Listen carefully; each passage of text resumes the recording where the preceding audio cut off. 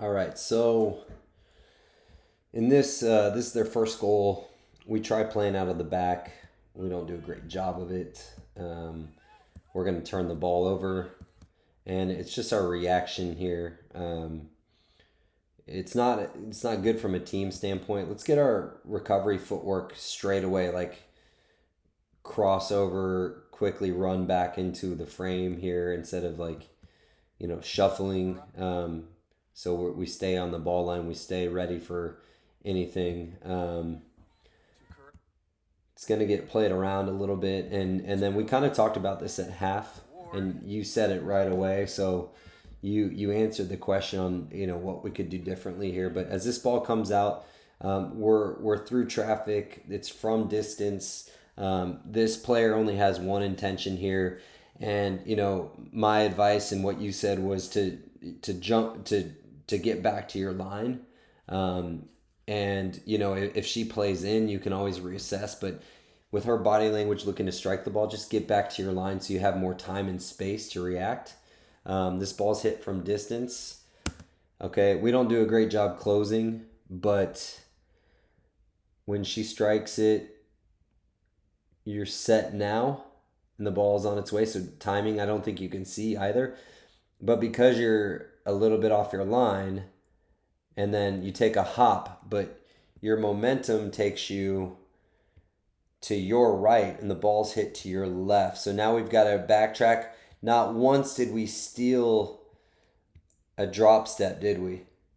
So at no time during this shot did we turn our shoulders.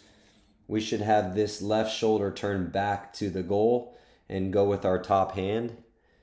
And you can see that we shuffle there, but you're facing the wrong way. You make a slight adjustment just to jump, but if you're back to your line, that ball's just right under the crossbar. You have time and space to tap that over. But really, even not from that distance, if we see the ball well, we should be able to turn our shoulders and drop step back to bar from that distance. So these are obviously the toughest goals that we give up in the women's game. So definitely something to continue to work on. Okay, this is going to be their second goal. So it's going to come from a low crossing angle again. So when this plays out, I feel like we kind of addressed this. I feel like you should have been a little bit higher. So let's go to where she serves it, just inside, like a step inside the box, but not even 12 yards from, right around maybe 12 yards, 14 yards, as far as the depth from goal line to 18. So, for me, it's an outswinger, left foot, gonna bend into this front post. So I'm expecting you to be ahead of your post in a position where if it gets by the front post, now it doesn't, it gets here. This is the area right in front of your center back, right here to the near post. I want us thinking about being able to patrol. Now, I'm not worried that I haven't seen the post yet until now. So for me, I just think, seeing it live and looking at it a little bit on film, you look like you're too deep to start with. I'm not saying you have to be super high up towards the six because it's inside the box and you are wary about the ball over you, but certainly for this cutback ball too deep, and then your approach is too tall. So look how we get on the back foot, and I want to see you take smaller steps unless you can go win the ball, because the ball is pretty close to her foot, and you're going to win this breakaway style. I love the bravery. You don't hesitate at all. I'm not discounting that you in the ball. You almost save the ball. So it's very brave. You don't hesitate. You make the decision. You keep your chin forward. You don't turn your head. But by going in with your body here, you kind of turn out of the ball line. Like your core is now here, and there's a gap through you here. Okay, and I think because we're still outside the six here, if you just close ground smaller, you're not going to make it to her. But also the ball's probably going to hit you if you don't dive out of the ball line. See how your core is kind of out of the ball line now. So it's you made the decision 100%. That's sometimes all we can ask for, and so I don't think this is a Gabby, that's on you type situation. But I just we look at it as how can we do things right when all else fails? How can we just make the save? And if you come out bum rush that and it hits you and you save it, we're having a different conversation. I'd still maybe question the approach a little bit, but also the fact that you don't hesitate there if you make the save, fantastic. Okay, so it's gonna be a save through traffic as we're working in this low cross. Can't see you. The camera angle is really pretty bad as well throughout, but we get cut. We want to really be stressing to our defender to keep the game outside, right? Like don't let the player cut in to where there's help. Let's keep it predictable. And at the end of the day, worst case scenario is we get a corner. They get a corner rather than a dangerous opportunity.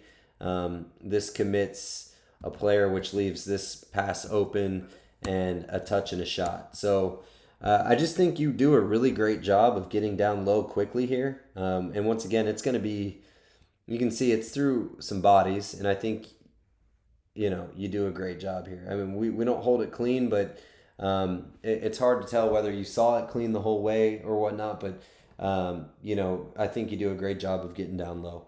Okay, so this is going to lead to another really great save / breakaway, but some things we can clean up. So first of all, it's a 50-50 ball that we don't head very well. We don't do a great job with. Okay, that's fine.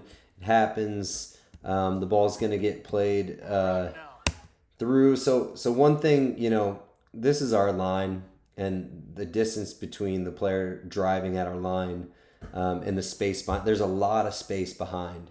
Okay, so we need to be fairly aggressive looking for slip balls here, and just we need our unit to kind of converge in, make this tight, try not to give up a window here to play through, force the game to go outside as much as we can. Whether or not she's offside or not, okay, probably. But at this point, because the player continued to dribble, as we just go back thinking about where we should maybe start versus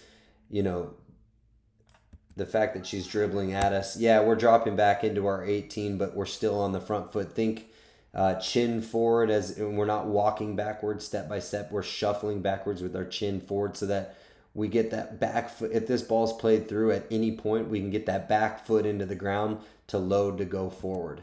It slipped through here. Once again, I mean, probably offside. But so I think, probably too deep to start with, because you're coming from, probably the top of the 6 here. And then the other thing is how we're approaching. Because you're coming from such a distance, you're sprinting out. So right here, you're already starting to lean. And, it doesn't take much, because the only thing that gets in the way here, right, is, and you leave this leg big here, that ball could go through us, over us. And really we want to just take smaller steps with our hands wide and forward and active, chin low. And this ball hits us in the gut. Now we get away with a save here. It's a good save, but technically from a goalkeeper standpoint, we want more in the way, especially just off center. We want more in the way than our knee / shin. Okay, so this is going to be the game-winning goal for them. And it goes back to one of the earlier clips we talked about staying low when there's like a scrum in tight spaces where somebody just needs to poke it real quick. Most of those times the ball is hit low. So as we watch this corner develop, it's going to be played in. A lot of bodies. Pretty much that's most of what you'll see. I'd like to see bit more, right, from here instead of the turtleneck, which, should be addressed. But when the ball gets knocked down, this is where we need to get our head, chin down, hands forward. Not it's common to set with our hands kind of directly behind us as we get lower, but we want our hands forward and active, so that we can, as these, see that little deflections, we want to be lower. Say you kind of flinch up and then down, it's in the net, right? So obviously, like, this is nitpicking, right? This is not necessarily just, this isn't a goalkeeper's fault.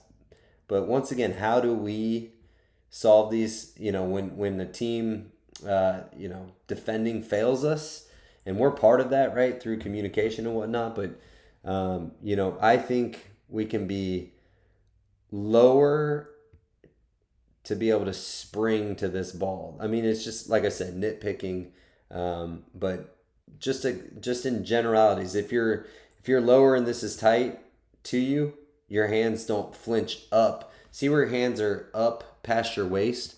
If you start lower with your hands towards the ground, then your hands can, your head won't flinch up, your shoulders won't flinch up. You're more likely to be able to push and dive with your hands